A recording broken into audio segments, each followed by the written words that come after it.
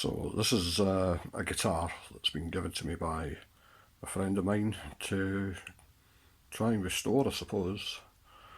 So it's going to have a quick look at it.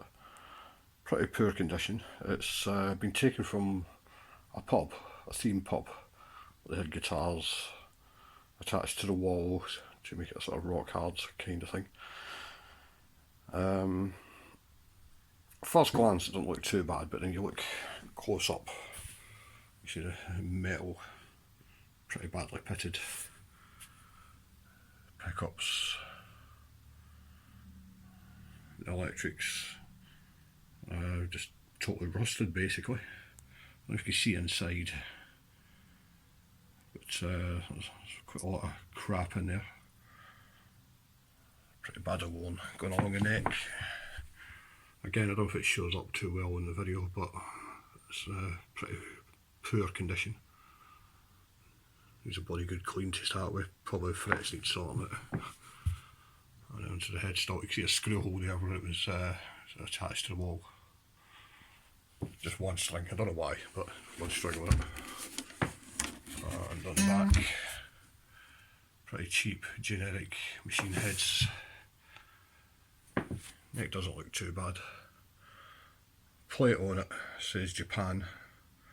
And you can see, I think the neck's been taken over at some point and somebody's put in these basically big giant screws. And I mean, the bodywork itself's not too bad. It's really not. You can see that's got a bit of filler on it. Again, I think that's some liquid nails or something where it's been screwed to the wall. Probably covering a multitude of sins, that. So I'm going to have a bash, see if I can do anything with it. No real idea what I'm going to do, but I'll have a bash. And I'll do a couple of updates as I go.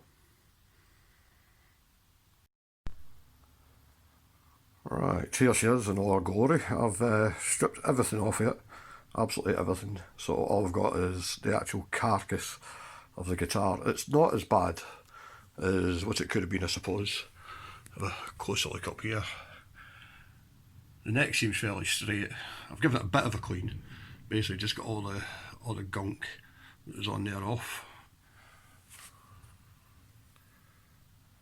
And the body's in not too bad a condition. Again, considering its history, it's been nailed to a wall for God knows how long, in a pub or a restaurant somewhere. So the finish is actually not too bad. Turn it over, you can see where the machine heads were. So a multitude of screw holes there. Obviously it's had the machine heads that were on it, the ones I took off, are not the original ones that came with it. I've got a feeling it was one of those 3 machines to a strip kind of thing. I've had a wee play because one of the things I'm thinking about doing is taking it back to its natural finish. So I had a bit of a rub there because there was a couple of chunks of paint missing. So I've rubbed the finish down just to see if how hard, how easy it was to get it done. So there's absolutely nothing I could salvage from this at all, apart from maybe the pickups, but the electrics were as knackered as I thought they could be. Pretty badly rusted. I actually had to grind a couple of them off because the nuts holding them in place had rusted that badly, but I managed to do it without doing any damage to the finish. I don't think it makes any difference. So one of the things I'm thinking about doing to it, like I say, is taking the finish back down to a natural finish. Maybe put on a couple of P90s on it and go for the John Lennon Epiphone Casino look. I mean, at the end of the day, it's not a classic guitar by any stretch of the imagination. It's a cheap Japanese import from the late 60s, early 70s. One of these generic, we might have had something like Antoria on it or something like that, but it's a cheap semi-acoustic, but it's a guitar nonetheless, and it's salvageable. The neck's straight, just these new electrics and what have you putting on it, so see how far I get with it in the next few days, weeks, months, years. So this is it, sanded down to its natural finish. I've done it by hand because I don't have a shed, so I was going to use an electric sander, and it meant because of the amount of dust that throws up, I'd have to do it outside. But it's been teeming down with rain for the last couple of days, so I've had to sand it all down by hand, which was an absolute bollock, to be honest. Took me 3 days, but the end result, not too bad. Quite a good grain on this, considering it's a low quality instrument. It's actually quite a good grain on it, and I don't know if you can see the binding, it's still intact, pretty clean looking as well. So I've kept all that. Couple of marks on it. The grain on the back's really good. On the back you can see a couple of marks from where it was actually fixed to the wall. So it's obviously left some sort of bruising, if you like, but that actually gives it a bit of character, so I've decided to keep it on. As you can see, I haven't sanded the neck down because, as I say, I did this by hand and I just got fed up basically.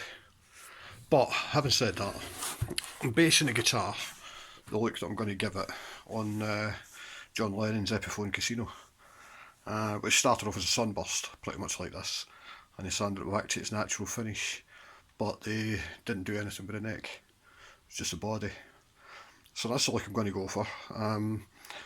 Reading up on the Lennon guitar, the Epiphone Casino, he took it back to the natural finish, did it with a couple of his guitars actually. He was told by Donovan that it would improve the tone of his guitar, so he took it back to the wood, which he also did with his Gibson Jumbo, and his Rickenbacker did that as well. But there was, I think it was just one layer of varnish on it. I think it was just to give it a protective cover. So I'm going to do something similar myself. I've just not decided whether to go for a gloss finish or for a matte finish. I'll decide that at some point. So that's what I'm up to now. So I said I wasn't going to do anything with the neck, I was going to leave it as it is, but I got a bit bored because I've ordered all the parts for the guitar online, I'm waiting to come through.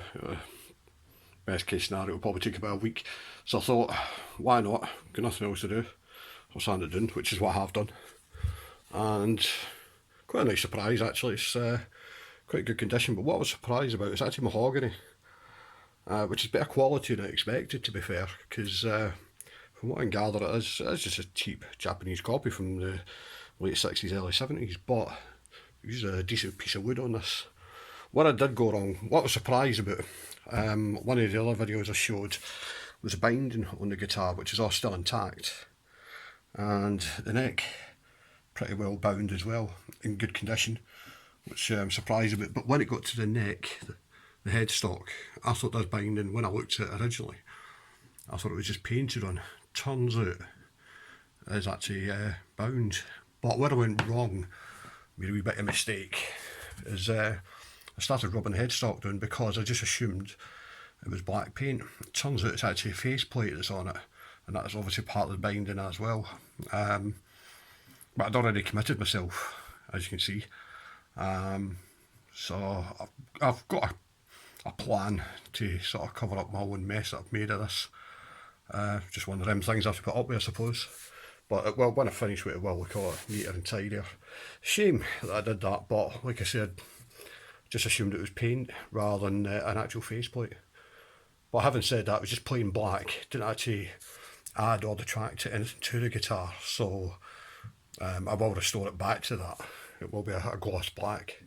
The neck, keeping with the rest of the guitar, I will varnish, so it's got a reasonably good finish on it.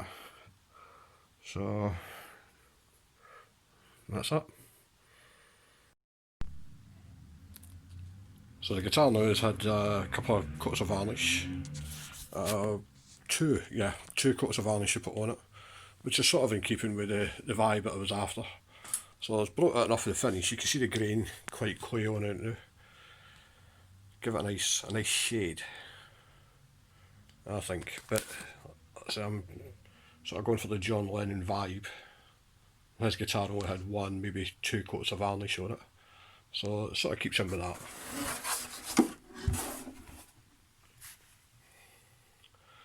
So the back, you can see it's pretty badly marked from whatever's been done to it over the years, but it's at the back, so nobody's going to see it. But again, it gives it a wee bit of character, so I'm not really that bothered about that.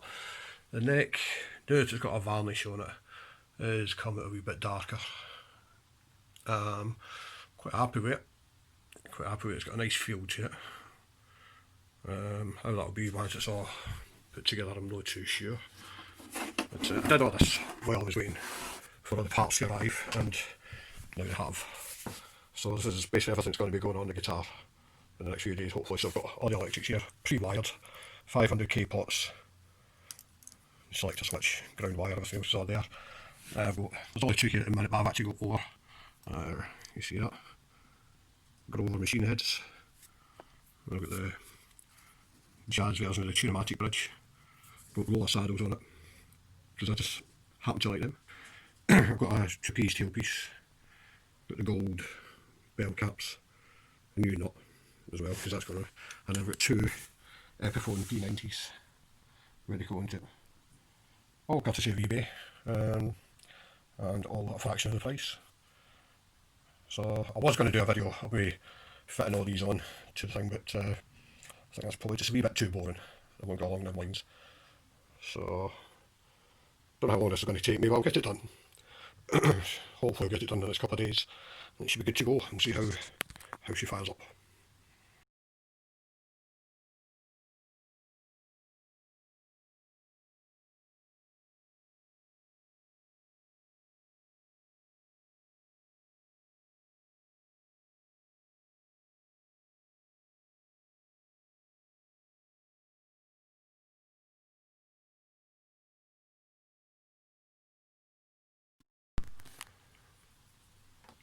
So the problem I had with the headstock that I'm going to sort out, the solution I've got is, many years ago I was building a custom guitar of my own.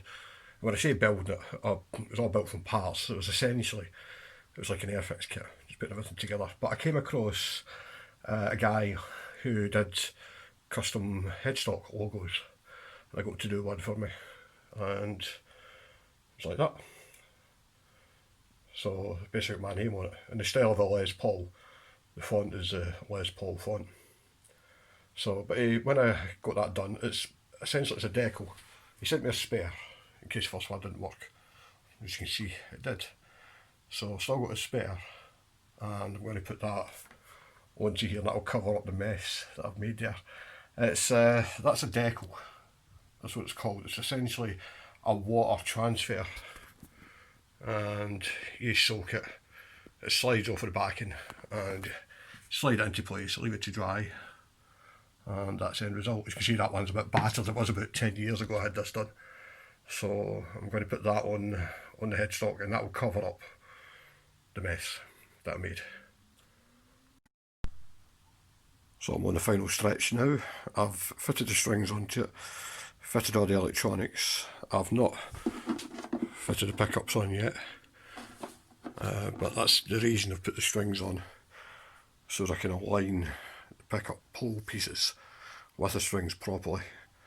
The electronics took me about 4 hours to put together. I've got one word advice for anyone who's working on a semi-acoustic guitar when it comes to installing electronics: don't. Honestly, get somebody else to do it for you, get a professional to do it.